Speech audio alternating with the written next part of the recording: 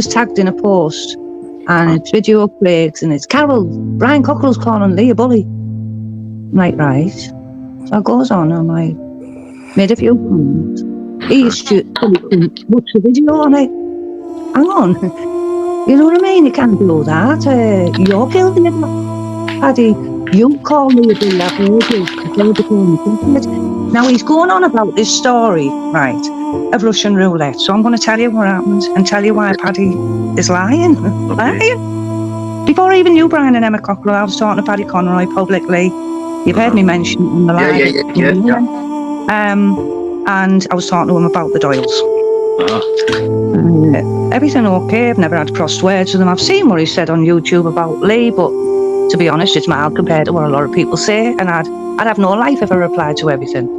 And I live in the real world. I accept the reality of things. I'm no Anna Connolly. Oh, my boy wouldn't do this and my boy wouldn't do that. I live in the real world. He's going on about this Russian roulette, so I'm going to tell you exactly what happened. These were the days in the flats, they're playing Russian roulette, everybody's off their head on it. So I'm telling Paddy that the only time I'd met the Sears was under these circumstances. Now it's turned into, they were smoking crack. Never seen Lee smoke crack in my life. I wouldn't sit there while he was doing it. And to be honest, that night was the first time I'd ever done ecstasy in my life. And what happened is ingrained in my mind because of the circumstances of what happened. I'll never forget it. Anyway, it was in Mannion Court Flats. Paddy's turned into it being everybody on crack and sat in my front room while all this Russian roulette was going on. This is a conversation I told him. He's gone on to repeat something I've told him and changed the facts. Wow. Changed the facts. And it's like, but you told me he was a crackhead. I've never spoken to Lee like that to Paddy. I've said to Paddy, yes, I know Lee don't smoke crack. Not in front of me, not in my house. You're changing the circumstances of something that happened in Mannion Court Flats a few months before Lee died, and you're changing it from crack to ecstasy. It doesn't matter what we were on. What happened that night was bad enough. But you're changing the facts. And that story you're telling, Paddy, came from me. I know what I told you. So why are you repeating changing ecstasy to crack and it happened in my house? But you can see now, Carol, what Paddy does, right? Paddy's done this for over, and I know that a few weeks ago you were saying, Ken, you've always thought he was alright, but I said, Carol, he's a bad liar, and the things that he's twisted and added to the things, and now you've found out just how bad that is. The thing is, right, I have all these letters here. Lee respected Paddy. He thought he was hilarious. He goes on about his escape from the prison van on the A19, about when they were celled up, how they were two of a kind into the green. He liked Paddy. He always spoke well of Paddy. What do you call it? Duff and Jimmy Murray. Jimmy Murray was a big name in Middlesbrough. He's only been gone a few years. They got on well with Paddy. Big up the Murrays. I'm a Murray. I respect either people like people or they don't. I don't get involved. But Paddy had no reason to turn on me like this. And I can choose my friends. He's having a go at me because I'm friends with the Cockrells.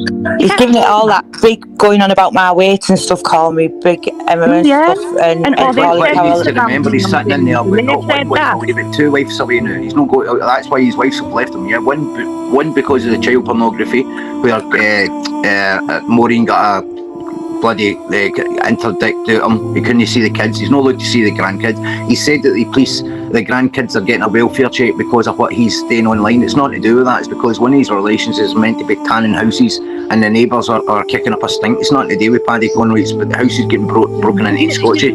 You all know, Emma, you know, Humble, you know. I've never taken sides. I've only ever said, I'm not getting into that with Paddy because Lee liked Paddy and I've done what he said. But I wonder what Lee would think, Carol. Carol, I wonder what Lee would think now if he knew. I wonder what Lee would think now if he knew Paddy was a super grass when he escaped for that fucking prison van. I know. He'd be furious at the way he's he fell out with his best friend. He fell out with his best friend for turning Queen's evidence. I know he did. I know. Dale Henderson. Henderson Than in Middlesbrough was Lee Duffy's best mate. Lee looked up to him. He wanted to be like him. He lives in the Avenue. He was one of the first to get rocked like. He wanted to be Dale. He modelled himself on Dale Henderson Than. He's married to one of the Maloneys from Middlesbrough. But Dale went to Queen's Evidence, so both in prison. Lee sat there. Dale comes back from court and Lee's like, fucking hell, Dale, they're calling you a grass, Queen's Evidence, all this. I've got him told. It was his best mate. His best mate. And he went, I've gone Queen's Evidence. I've got a choice. My wife said she'll leave me. I've got 4 kids. If I go to jail for a long term, she's leaving. I've gone Queen's Evidence and never spoke after that day.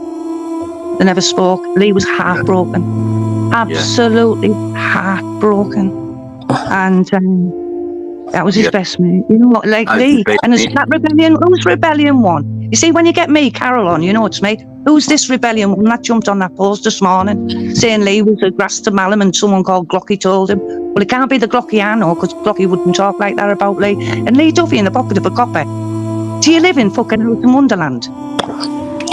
I don't know who to be honest, I think I've maybe seen it somewhere, Carol. Guys, for anybody just tuning in, Carol Duffy is obviously, people that want to talk to Paddy, they'll come on here. It's only the second time I've come on live. It's because I'm annoyed this morning. I really am annoyed. You'll notice, Carol, that most of the people that Conroy's blocked is the people coming out of our chat, and as you've seen with Brian's live, a couple of lives we've done. At the end of the day, Paddy's been out as a supergrass, right? And I told him if he tries to put me in court, I will subpoena his ex-wife Maureen's interdicting everything to go out in the kids. Yeah, that's a fact. Because he's out there calling me a liar. Then he wants me to put the evidence out there, and then knowing fine, I can't then use that in my defence. He thinks he's clever, but too clever enough. I don't know what he expected to happen this morning by that. Was I supposed to jump on and go, oh, Brian Cockle's calling Lee Duffy a liar, a bully? Oh, no, I can't have that. Oh, I'll have to jump on and don't call me Anna Connolly. She's the one that sits in my bib and do no wrong. You know what I mean? I live in the real world. I know what Lee was. I know what he was capable of. I know what he thought at the beginning, what he wasn't going to do, how things change, and I know how it ended up. I live under no illusions. So you can't hurt me. You can't hurt me. The trolls, when they come on the inboxes with all the vile stuff, they can't hurt me because I live in the real world. But the message of Paddy Conroy and anybody who's following him, you start trolling me for speaking the truth and speaking my mind, Paddy. I tell you what, you're nothing but sidekicks. If Paddy wants to speak to me, he can talk to me face to face or mouth to mouth on fucking YouTube for all I care. But I tell you what, keep your sidekicks in line, Paddy, because I'm not putting up with it. I'm not putting up with it. I'll jump on your lives, and if you want to hide me, well, that says you're a coward. See, this is the thing. Be a man. I'm only a woman. 5 foot 4, little friend, on my own. Be a man. If you've got something to say to me, and don't use your foul mouth. You're talking to a woman here. So, like, when you want to do it right. Let's get the facts out. Johnny's don't if I think you're right about the story I've told you, don't tell me I'm wrong. John, he's bringing 2 seconds, Carl. He's bringing that Ray Malum into it now. He was that RoboCop who was in charge of that operation. Operation that he's no mentioned in. Operation Lancet, right? And he's accused of one of his usual sidekicks has said Lee was on Ray Malum's payroll, this, that, and the other. One thing about Lee Duffy, he never blessed anybody. But they're saying Lee was actually on the police payroll. Wow. Yeah, and Lee Duffy never grasped anybody. Everybody in the middle for everybody. Listen, but we're off. He's forgetting the main thing. The guy's dead as well. I mean, how can Paddy, who somebody thought was brilliant, then turn around and say, when this is Paddy covering his own dirty secrets? Paddy is a supergrass. Patrick James Conroy is a supergrass. I'll put my name to it. I'll put my name to it, Paddy. I'm going to put my name to it even further at the end of the month, I'm quite sure. Just wanted to point that out, Paddy. The way you're speaking to women. Now, everybody, if a woman comes on and calls you all the bastards cunts and that the day, they can get it back, right? But if somebody's coming on, like Carol, come on there, speaking about manners, you don't deserve to get spoken back to.